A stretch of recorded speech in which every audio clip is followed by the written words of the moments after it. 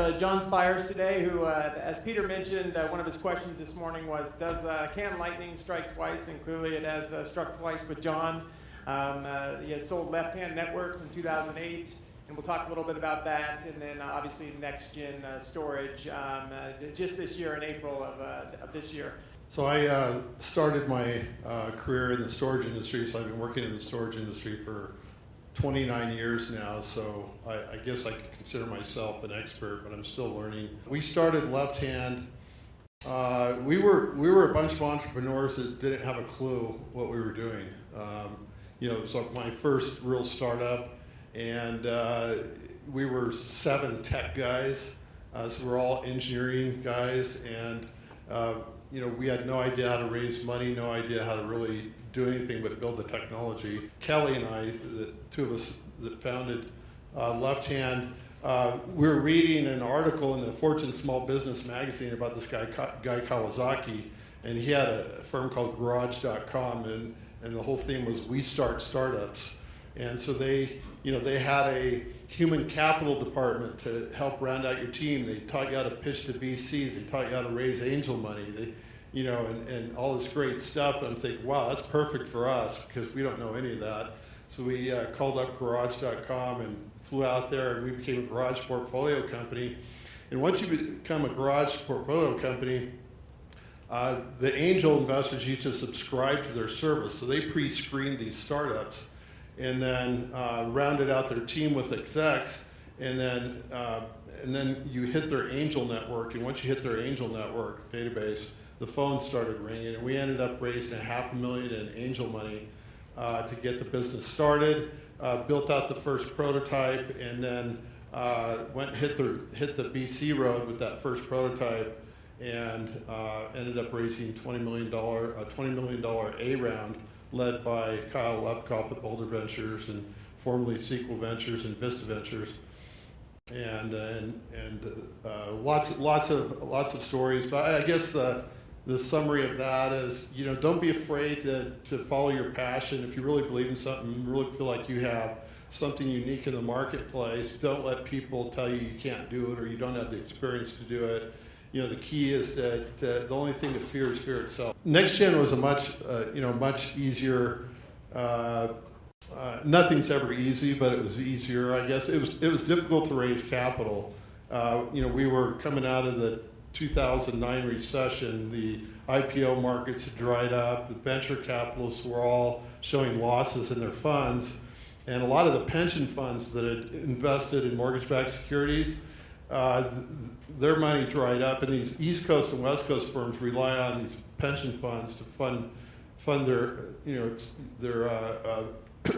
venture capital funds. So once that dried up, the fund sizes shrunk. So instead of raising $1 billion fund like a Sequoia, maybe they did $300 million instead. So if all these big funds raise less money, that means there's less money for entrepreneurs. So they're twice as picky about who they invest in. And what I found is, unless you were in Silicon Valley, they weren't interested. I mean, it was down to that. They didn't care who you were, what your background was. If you weren't local, they weren't that interested. Same thing in Boston. And thank goodness we had a couple of local investors I knew in Colorado. Kirk Holland was with Vista Ventures that invested in Left-Hand. And then Craig Hansen, who was Vista Ventures, was at Next World Capital in San Francisco. But he remembered me from Left-Hand and ended up pulling those guys in. And then I ran into Joe Zell at a restaurant and Turley's in Boulder, and gave him the elevator pitch. He was like, "Whoa, yeah, let's meet up." So it all worked out. The idea here is to talk about exits. So let's talk a little bit about the Left-Hand exit first. We were kind of in a situation where we needed to do either another round of financing, do an IPO, or be acquired. And if we were to do another round of financing, the market was horrible. It would have been more dilution. There was no opportunity to do an IPO. We had our S1 just about filed, and then the IPO market completely dried up, and so there was no hope of doing that. So we hired an investment banker from Merrill Lynch to go shop the company for us. And that was an interesting experience by itself. EMC was the first at the door, and we spent a week up there at EMC, and we had an offer on the table for $650 million from EMC. We passed all the due diligence, but at EMC what happens is after you pass the technical due diligence, the deal goes to the finance committee. And the finance committee is made up of board members, former employees, and finance guys. And none of the people that did the due diligence are in the finance committee. So then what happened is they ran the numbers on the company, the market was in decline, and they said, well, we're paying too much for this. So even though we had a handshake agreement with the CEO for a certain amount, they wanted to give it a $150 million haircut because of valuations in the marketplace. And so then we told them what they could go do with that, and then continued on. And then Paul Perez from HP gave us a call. He had switched over from the server division to the storage division at HP, and we were the #1 customer for HP DL320 servers because we deployed our software on a storage server from HP, and that became our leading selling product. But anyway, so when Paul moved over to the storage group, he called us up, and then we ended up, of course, doing the deals with HP. But looking back on it, we could have actually even made more out of EMC had we not had big egos and didn't, got upset with that haircut. A lot of people talk about exits, and there's always a vision of having this big exit, making all this money. But you can't think about that. You got to think about building a great product and a great business, and the rest will take care of itself. One of the things I learned at LeftHand is, having customer validation is worth more than anything you can possibly imagine. So having your first revenue customer, that should be everybody's objective. Get your first revenue customer. Don't worry about raising money.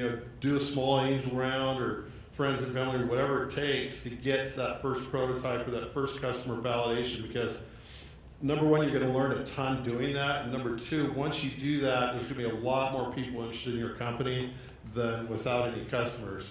PowerPoints don't get funded anymore. That was the old .com era, and so it takes a lot more than a PowerPoint to get funded, and yet, build a great team, build a team with domain expertise in your field. Because that gives you instant credibility, having people on your team that have worked in a similar industry, that have done similar things. That gives the investors confidence that, yes, you're going to be able to accomplish this because you've done it before. So we were partnered with Fusion.io.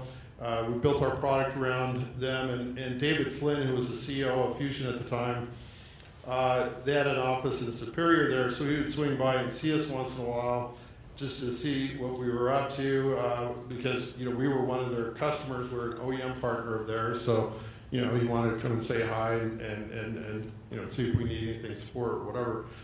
And he said, if you guys ever do another round of financing, we're interested in participating in that round potentially. So I didn't think much of it, because most partners would say that, or just to be friendly or whatever. And so we carried on for another 6 months and went out to raise our B round. And I spent a lot of time raising the B round. CEOs never stop raising money, by the way. If you're a CEO, you'll spend 50% of your time raising money forever. And if you've just raised money, you need to be out there, talking to VCs and telling them that, yeah, we're real successful, we just raised money, and here's how the business is doing. Constantly giving investors business updates, because the more you do that, the more you establish those relationships, so that when you're ready to do it again, you've already primed the pump. But so we had a $25 million term sheet on the table, led by Rick Grinnell at Fairhaven Capital in Boston. We had Adams Street Ventures and Intel Venture Capital all participating in the round. And we were about to close the round, and we had a board meeting to approve the term sheet, and I think it was Kirk Holland from Access. He says, John, didn't David Flynn express an interest in participating in the round sheet? You go down there and fly down there and see him and ask him if he wants to. I said, oh, sure, might as well. So I flew down to Salt Lake City, met with David in the boardroom, and showed him the term sheet and said, we're raising this round, and do you want to put in a couple million as a strategic? And he says, we're not interested in investing in your company, but we're interested in acquiring you. It's like, damn, I shouldn't have showed him the term sheet. But it all worked out. We ended up getting 2x the valuation over the term sheet, so it turned out to be a good deal. But we were really on the fence as to whether we wanted to sell the company because we were getting good revenue traction. We were up to about $1 million a quarter in revenue. Things were scaling. The product was doing very well in the field. We were kicking everybody's butt, and we were thinking, well, this thing's going to go, and why sell now? Why not hold out and keep things going? And what really put us over the edge was we thought, Fusion.io is a great company. They have the same vision we do. They're trying to do, a similar thing that we're trying to do is transform the storage industry to flash-based architectures. And with NexGen, they would have a broader product portfolio. They'd have server-side flash. They'd have flash for virtualization environments, and then shared flash storage, and have a kind of a complete portfolio to go dominate this industry. And that was really the deciding factor, knowing that we're going to be part of this great company, and the upside is still there, this great public company. And I still believe that the upside for Fusion.io is still there. We are years ahead of the rest of the market, and so we've had some lumpiness. Fusion.io landed the Apple and Facebook deal as a startup, so they were this fledgling startup that raised 20-30 million in venture capital and had $1 million here or there in sales, and then they landed the Apple and Facebook accounts, and their sales went from practically 0 to 300 million overnight. And so one of these rocket ship rides, and when we first went to work for that company, we thought that we had better processes and systems and controls than they did. They were a public company, but still felt like a startup, which was exciting. The people there are really fun to work with, so we're still having fun, believe it or not. Well, that's you think when you get acquired, you're not having fun anymore, and you have to go do the next thing, but I'm actually still having fun. So.